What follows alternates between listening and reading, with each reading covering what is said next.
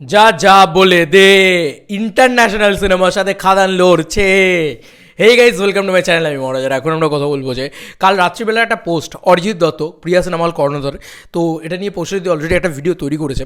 আমার মনে হলো এটা নিয়ে কথা বলা উচিত, কারণ যে লিস্টে রয়েছে পুষ্পা, যে লিস্টে রয়েছে লায়ন কিংয়ের মতন ছবি, যেটা কিন্তু শুধু ওয়েস্ট বেঙ্গল কালেকশন দিয়ে লড়াই করার কথা বলছি না, কিন্তু ভাই ওয়েস্ট বেঙ্গল কালেকশনে পুষ্পার যে হাউসফুল লিস্ট সেটাকে কিন্তু খাদান বিট করে যাচ্ছে। তো কোথাও গিয়ে এটুকু বোঝা যাচ্ছে যে ওয়েস্ট বেঙ্গলে মানে দেবের বাপ আর কেউ নেই। দেবদা ইজ আ বাপ of West Bengal box office. তো এখানে আর কেউ তার আশেপাশে কিছুতেই নেই।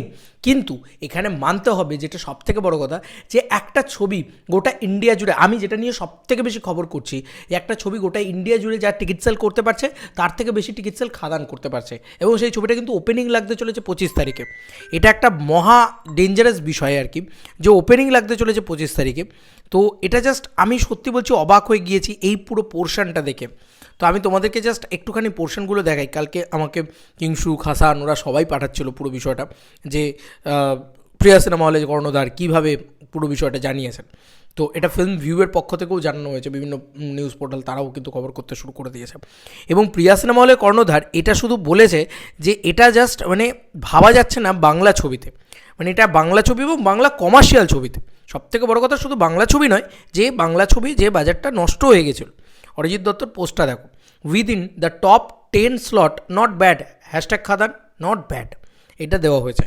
তো বন্ধুরা, টিকিট সেল কালকের কি রিপোর্ট ছিল, নাম্বার 1-এ রয়েছে পুষ্পা 2। স্বাভাবিক বিষয়, পুষ্পা 2 একটা ফ্র্যাঞ্চাইজি মুভি। খাদান 2 এলে কিন্তু আসল খেলাটা হবে আমার কোথাও গিয়ে মনে হয়। যাই হোক, পুষ্পা 2 কিন্তু 4,47,000 টিকিট সেল করেছে। মুফাসা দ্য লায়ন কিং এটা একটা ইন্টারন্যাশনাল ছবি, এটা পর্যন্ত পুষ্পা 2 এর থেকে টিকিট সেল কম করছে। এটাই ইন্ডিয়ান হিসেবে, একজন ভারতীয় হিসেবে গর্ববোধের জায়গা। তো এটা হচ্ছে 2,53,000 টিকিট সেল করেছে। মার্কো সিনেমাটা 1,54,000 টিকিট সেল করেছে। উই দ্য মুভি সেটা 98,000 টিকিট সেল করেছে। ভিডু থালাই 77,000 টিকিট সেল করেছে। রাইফেল ক্লাব 40,000 টিকিট সেল করেছে। তার ভিতরে রয়েছে খাদান, যেটা 20,000 টিকিট সেল করেছে। এবং এটা কিন্তু অল ইন্ডিয়া টিকিট সেলের লিস্টে চলে এসছে। এটা নিয়ে কথা বলা উচিত ভাই, এটা নিয়ে কথা বলা উচিত সিরিয়াসলি। মানে আমি বারবার বলছি, রেকর্ড তখনই হবে যখন কমার্শিয়াল ছবি হবে। আর দেবদা এটা বুঝে যখন কমার্শিয়াল ছবি করেছে, দেবদা একটা কথা বলেছিল যে পুষ্পার সঙ্গে আমি প্রজাপতি দিয়ে লড়তে পারবো না। আজকে সেটা প্রমাণিত।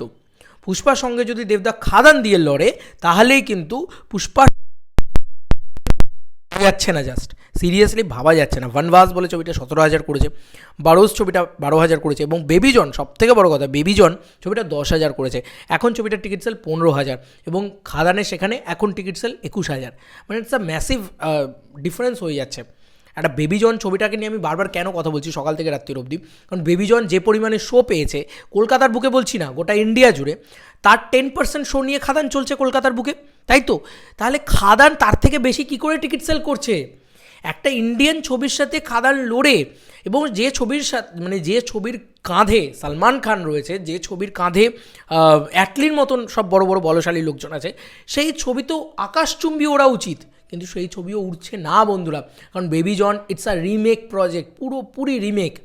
লোকে ইউটিউবে ফ্রিতে থেরি দেখে নেবে ভাই, কেন হলে গিয়ে বেবিজন দেখতে যাবে 200 টাকা 300 টাকা দিয়ে? তার থেকে নতুন গল্প খাদান দেখতে যাবে, তাই না? এটা তো প্রমাণিত, ক্লিয়ার হয়ে যাচ্ছে। তুমি বুক মাই শোটা খুলে দেখো একবার 25 তারিখে, বেবিজনের রেসপন্স দেখো আর খাদানের রেসপন্স দেখো, বুঝে যাবে সবটা। এটা কিন্তু রেকর্ড ভাই। পুষ্পা 2 বা লায়ন কিংয়ের সাথে লড়াই করা মুখের কথা ছিল না, মুখের কথা ছিল না। আর দেবদাকে কি বলবো, এই মানুষটা বারবার নিজেকে প্রমাণ করে এসছে। এই মানুষটা যখন টাঙ্কির মতন ছবি এসে, শাহরুখ খানের দুর্গ বলা হয় এই জায়গাটাকে, সেই ছবিটার সাথে পর্যন্ত কম্পিট করে প্রধানের মতন ব্লকবাস্টার দিয়েছে। তার আগে বলো না, পুষ্পা পার্ট 1-এর সাথে লড়াই করেছে, সার্কাসের মতন ছবির সাথে লড়াই করেছে। তো লড়াই করাটা না এই মানুষটার মানে স্বভাবে রয়েছে। বলে না ইনবর্ন বাঘা বলা হয়, বাংলা ইন্ডাস্ট্রির বাঘা বলা হয়। বাঘা যদি করার পরে তো আরও বেশি করে, যে বাংলা ইন্ডাস্ট্রির বাঘা বলা হয়। বাঘের গায়ে ডোরা ফিরে এসছে, আর কি করার আছে বলো?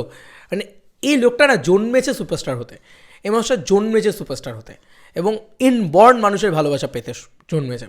কিছু করার নেই ভাই। এই মানুষটাকে যে ভালোবাসাটা ভালোবাসে মানুষ, আর কাউকে সেটা বাসে না। আমাদের বেঙ্গলের কথা বলছি। তোমাদের কার কি মতামত বাকি বিষয়টাকে নিয়ে জানিও কমেন্ট সেকশনে। চলো বন্ধুরা, নতুন কোনো ভিডিওতে দেখা হবে। বাই।